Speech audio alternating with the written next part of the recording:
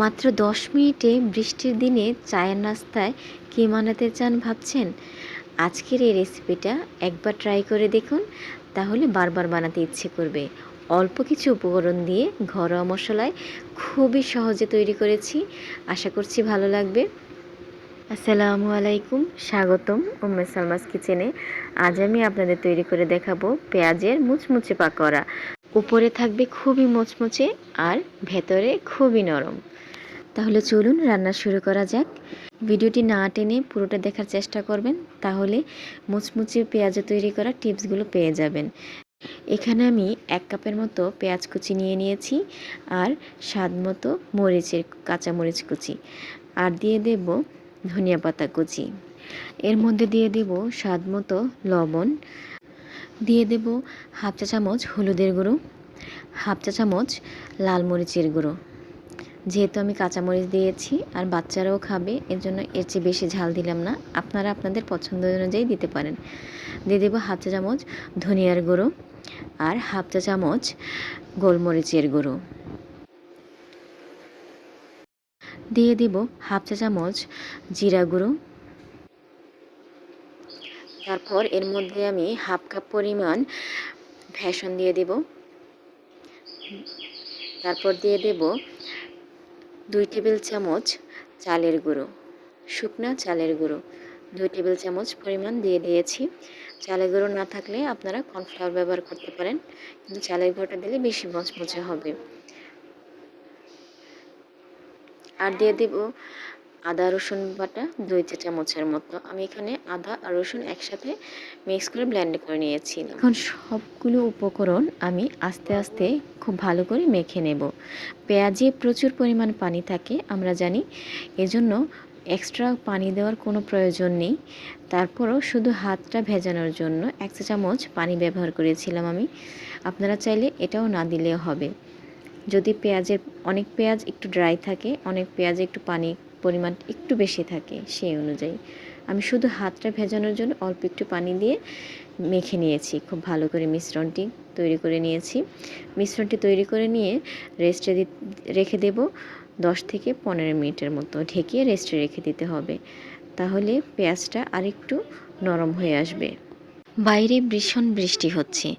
ফ্যামিলির সবাই যখন আবদার করছে এই মুহূর্তে তাদের পাকোড়া খেতে হবে, তখন ঝটপট এই পেঁয়াজের পাকোড়াটা তৈরি করে দিতে পারেন। ঘরে থাকা অল্প কিছু উপকরণ দিয়ে, কোনো বাটাবাটি ঝামেলা ছাড়াই এই পাকোড়াটা তৈরি করে দিলে সবাই খুব পছন্দ করে খাবে। দেখতে পাচ্ছেন মিশ্রণটি তৈরি হয়ে গেছে। এই অবস্থায় আমি আর মাখবো না, রেস্টে রেখে দেব। যে কোনো আকৃতিতে দিতে পারবেন, গোল গোল করে বা একটু চ্যাপ্টা টাইপের করে, যার যেমন পছন্দ। এখন আমি একটি কড়াইয়ে তেল গরম করে নেব। রেগুলার রান্নার সাদা তেল গরম করে নিচ্ছি। যে কোনো পাকোড়ার ক্ষেত্রেই তেলের তাপ নিয়ন্ত্রণটা খুব গুরুত্বপূর্ণ, কারণ তেলটা যদি খুব বেশি গরম হয়ে যায় তাহলে পাকোড়াগুলো পুড়ে যাবে। আর যদি তেল কম গরম থাকে তাহলে অনেকটাই তেল পাকোড়া চুষে নেবে। আমি ছোট্ট একটু পেঁয়াজের টুকরো দিয়ে ট্রাই করে নিয়েছি।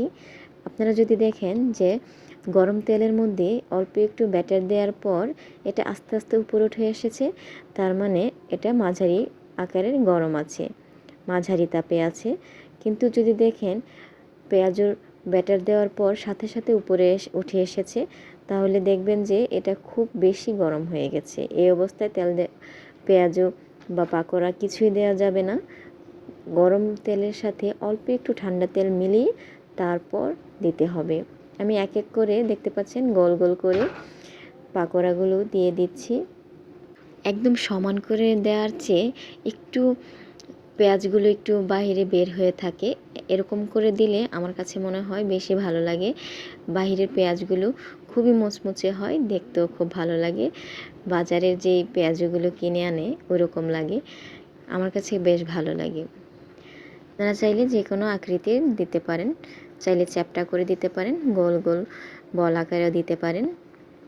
পাকোড়ার এক পাশ খুব ভালো করে ভেজে নেওয়ার পর আমি এগুলো উল্টে পাল্টে দেব।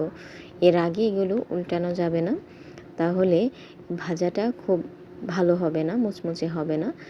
দেখতে পাচ্ছেন একটা পাশ খুব লালচে হয়ে এসেছে, সেই পর্যায়ে আমি উল্টে দিচ্ছি, উল্টে পাল্টে দিচ্ছি, খুব ভালো করে উল্টে দেব সবগুলো। পেঁয়াজু বা পাকোড়া যে কোনো কিছুর ভাজাভাজির ক্ষেত্রে তেলের পরিমাণটা যদি আপনারা প্রথমে একটু বেশি দেন, ডুবো তেলে ভাজলে তেল অনেকটাই কম লাগে। আর অনেকে তেল কম দিয়ে ভাজলে অনেকটাই তেল চুষে নেয় পাকোড়া, এজন্য তেলটা একটু পরিমাণে বেশি দিয়ে ডিপ ফ্রাই করার চেষ্টা করবেন। আমার পাকোড়াগুলো ভাজা হয়ে এসেছে, খুবই মুচমুচে পাকোড়া। আপনারা অবশ্যই বাসায় ট্রাই করবেন এবং আমাকে কমেন্টস করে জানাবেন কেমন লাগলো আমার এই ঘরোয়া সহজ রেসিপি। কোনো রকমের সসের সাথে, সালাদের সাথে বা চায়ের সাথে এই নাস্তাটা আপনারা পরিবেশন করতে পারেন। ঝটপট এই পাকোড়াটা ফ্যামিলির সবাই খুব পছন্দ করবে আমি আশা করি। দেখতে পাচ্ছেন কালারটা কত সুন্দর এসেছে। আমার পাকোড়াগুলো প্রায় ভাজা হয়ে এসেছে, খুবই মুচমুচে হয়েছে। এখন এই পর্যায়ে আমি পাকোড়াগুলো এক এক করে নামিয়ে ফেলবো। যদি ঘরে বেসন না থাকে তাহলে আটা বা ময়দা যে কোনো একটা কিছু দিতে পারেন, হাফ কাপের মতো। আর সাথে কর্নফ্লাওয়ার দিলে, একটু সামান্য পরিমাণ বেকিং সোডা দিলে এই পাকোড়াটা খেতে খুবই মুচমুচে হবে। আপনারা বাসায় ট্রাই করে দেখতে পারেন। আর আমি যেভাবে তৈরি করেছি এভাবে তৈরি করে আরও বেশি মজা হবে। দেখতে পাচ্ছেন পাকোড়াগুলো কত সুন্দর হয়েছে, কালারটা কি সুন্দর এসেছে। যদি রেসিপিটি ভালো লাগে তাহলে ভিডিওটিতে লাইক করুন, আপনার মতামত কমেন্টে জানান। সহজ ঘরোয়া রান্নার রেসিপি পেতে চ্যানেলটিকে সাবস্ক্রাইব করতে কিন্তু ভুলবেন না। সবাই ভালো থাকবেন, সুস্থ থাকবেন, উম্মে সালমাস কিচেনের সাথেই থাকবেন। আল্লাহ হাফেজ।